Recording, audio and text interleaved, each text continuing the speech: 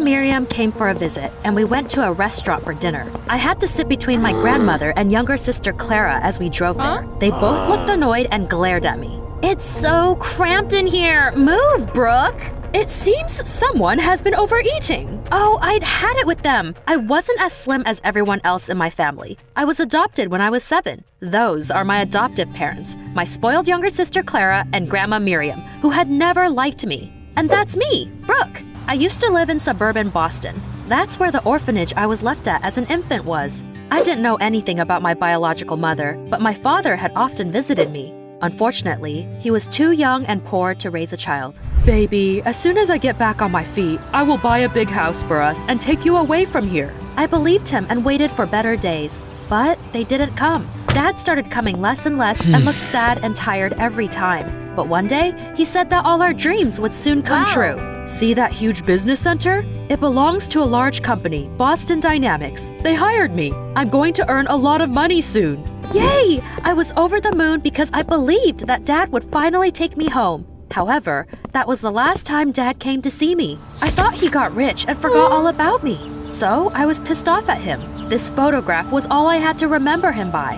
Then, one day, a smiling woman came to the orphanage. Brooke, look how pretty you are. I want to adopt you. That's how I met my new family. I was a very cute child, so it wasn't surprising my adoptive parents chose me. They brought me to Boston, where I met my adoptive younger sister. Claire didn't want to share her parents' attention. Mom, look, I'm a real princess. Wait a minute, honey, I'm braiding your sister's hair. She's not my sister. I don't know her. Clara was so mad she threw away all my toys. Our parents loved us equally, but my grandmother Miriam always took my sister's side. Look at all these delicious cakes. They're all for my dear granddaughter Clara. Sorry, Brooke, I didn't bring anything for you. As I got older, I started to gain weight, and my adoptive family began to treat me worse. My mother was extremely worried about my figure. She kept trying to put me on a diet. That day at the restaurant, they were enjoying all sorts of delicious food in the restaurant while I was only allowed to eat salad. Brooke, you need to watch your figure. Oh, come on! I only ate vegetables. I went to the bathroom, and when I came back, I saw that my family was taking selfies without me. I felt so alone. In the evening, Clara smirked at me. Mom and Dad are already saving up money for my college tuition because I'm their real daughter. They don't care about you at all. I didn't believe her. I knew that there were 2 piggy banks in our parents' study, one with my name on it and the other with my sister's. I sneaked in there and saw that Clara's piggy bank was stuffed with bills. However, in mine, there were only spiders. I realized that I truly wasn't part of their family when I accidentally overheard my mom talking to Grandma Miriam. I regret adopting Brooke. That was the last straw for me. I ran to my room in tears. I kept a picture of my real dad under my pillow. He was also chubby and definitely wouldn't judge me for my weight. Could I find him? At first, I tried searching on social media, but couldn't find a Stan Rogers that looked like my dad. That's when I remembered Dad was hired by the Boston Dynamics company before he left me. They would help me, I was sure of it. It's time for a little trip, Brooke. I packed my things and Dad's photo and sneaked outside. I took the bus to the suburbs, where the company's office was located and where I used to live. Wow, everything here looks the same.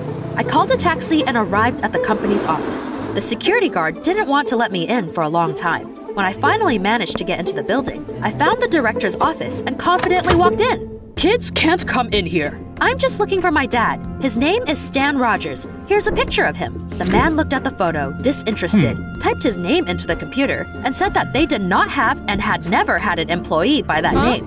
What? Did Dad lie about being hired? What was I supposed to do now? I didn't have a backup plan. I had almost no money left, and I wandered aimlessly around the city. My stomach was growling, it was getting dark, and I had nowhere to go. I found a diner, sat down at a table, and spent the last of my money on hot chocolate. As I drank it, I sadly looked at the photo of my father. Where am I supposed to look for you now? I was beginning to think that I would have to go home, but then the diner owner walked past me and looked at the photo with interest. He looks familiar. Of course, it's Stan Rogers. Do you know my dad? He worked as a dishwasher here for years. A dishwasher? Oh, Dad must have felt embarrassed about his job and lied about working for Boston Dynamics. My mom started calling me. Oh, had they realized I'd run away? I couldn't stop now that I had to leave, so I declined the call and texted my mom that I wouldn't come back because they were better off without me. And then I asked the diner owner if she knew where I could find Stan Rogers. For some reason, the look she gave me was very sad. I do, honey. Let's go. I'll take you there. The woman seemed sad, but I was over the moon. I could barely believe I got so lucky. We got into her car and drove to… Oh no! No freaking way! We arrived at a cemetery! And then the woman led me to a tombstone.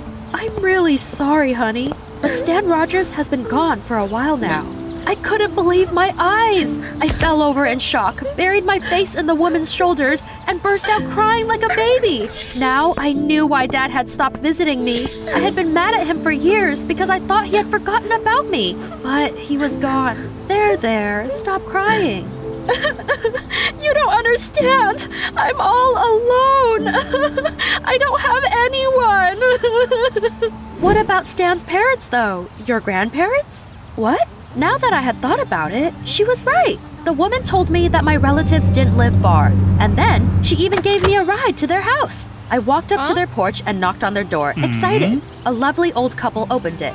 Who are you, girl? I'm sorry for coming so late. Maybe you should sit down for this. I'm your granddaughter. My name is Brooke. I showed them the photo of my father and told them that I lived in the local orphanage until I was 7, and he used to visit me. They gasped and looked at each other, dumbfounded. Yes, this is our Stan! They invited me in and showed me the room where my dad used to live. It was so exciting. We haven't touched anything here since he moved out. And then we talked late into the night. I found out that my grandparents hadn't even known I existed. They also told me about my dad. He was a good boy, but a little clueless. He dropped out of school and couldn't find a good job. And one day, he started dating a girl from a rich family. Her parents wouldn't let them get married. They took their daughter away to a big city to keep them apart. Could that be my real mom? Dad had never told me anything about her. I didn't even know her name. I asked my grandparents to tell me more about that girl, but they just shrugged and said that they didn't know how to find her and didn't even remember her name. We are old, and our memory is not what it used to be.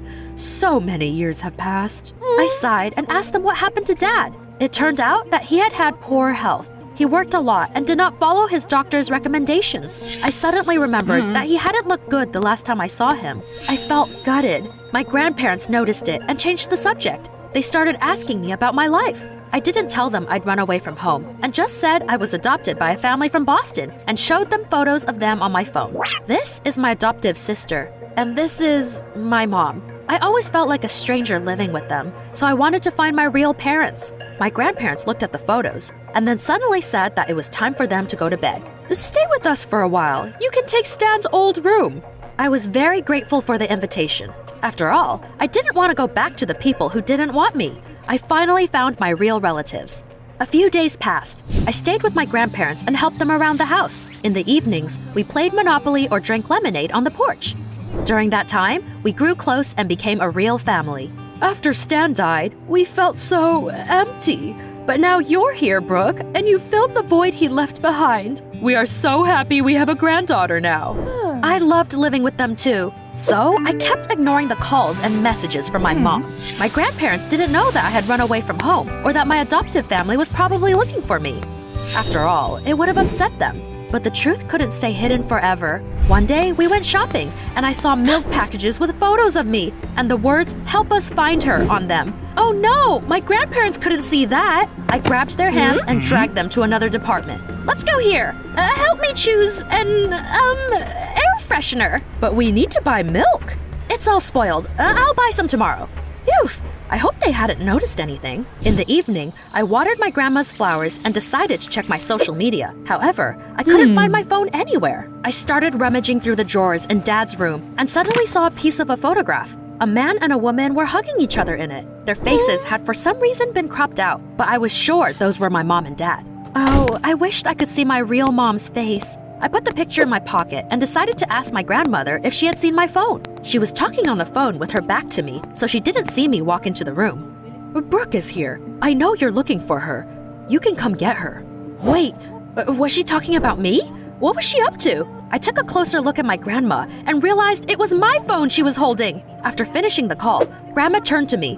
Oh, Brooke, you scared me. I'm sorry I took your phone without permission. She reluctantly handed over my phone. I nervously opened my calls and saw that Grandma had been talking to my adoptive mom. Heck, Grandma and Grandpa had found out the truth after all. But the worst thing was that they didn't want me either and decided to get rid of me. I thought you were different, but you don't care about me either.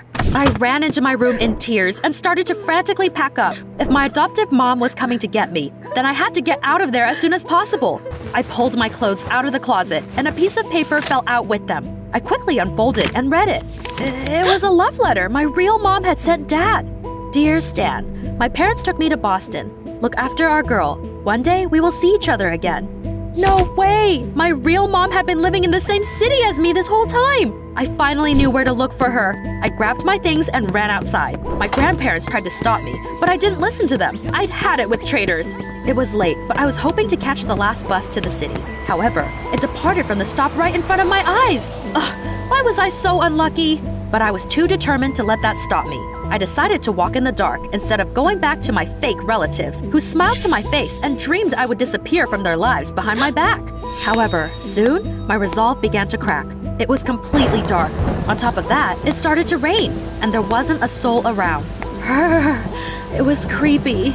I was blinded by the headlights of an oncoming car and froze. The car stopped, and my adoptive mom got out of it, shaking with fear. Brooke, I was worried sick. Oh, thank goodness I found you. Hurry up and get in the car. Not for the world. I know you don't love me. I'm going to find my real mom. I took the picture of my parents and shook it in front of her face. My adoptive mom suddenly burst into tears. Brooke, you silly girl. I am your biological mother. I froze in confusion. What was she talking about? Mom pulled out 2 heart-shaped lockets out of her pocket and asked me to open them. Inside one of them, I saw a picture of Dad. And inside the other, a photo of my adoptive mom in her youth. I was so confused. Then I looked at the photo I'd brought with me again. That's why the faces had been cut out of it. Then another car drove up to us, and I saw my grandparents. They had got worried and went looking for me too. We hid from the rain to talk about everything. Sweetie, when you were born, Stan and I were so young. Our parents were against our marriage.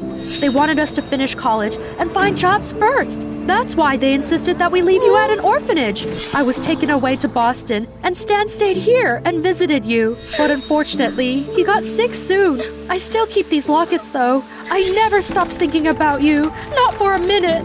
Then she told me that she soon met a man, married him, and Clara was born. They adopted me after buying a big house. I should have told you the truth, but I was so ashamed of everything I've done. And then she told me that she wasn't saving up money for my college tuition because she was sure that I would get a scholarship. After all, I was doing great at school. She was also trying to put me on a diet because she was afraid that I might get sick like my biological father. But I heard you telling Grandma Miriam you regretted adopting me. Of course I did. I should have never left you at an orphanage in the first place. I'm sorry. So that's why Grandma Miriam didn't like me. She was the one who made my mom give up her newborn daughter. We're sorry too. Of course we knew that we had a granddaughter. Back then, we forbade our children from getting married and raising you. But when you showed up on our doorstep, we realized how wrong we had been. After all, you are such a wonderful girl.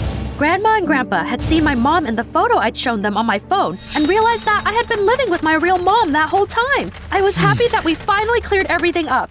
To be honest, it took me a long time to forgive them. Adults are often afraid that their children wouldn't understand that they are doing some bad things out of love. But imagine how many problems could have been avoided if they hadn't hidden anything from me. That's how I found out that I had a real family.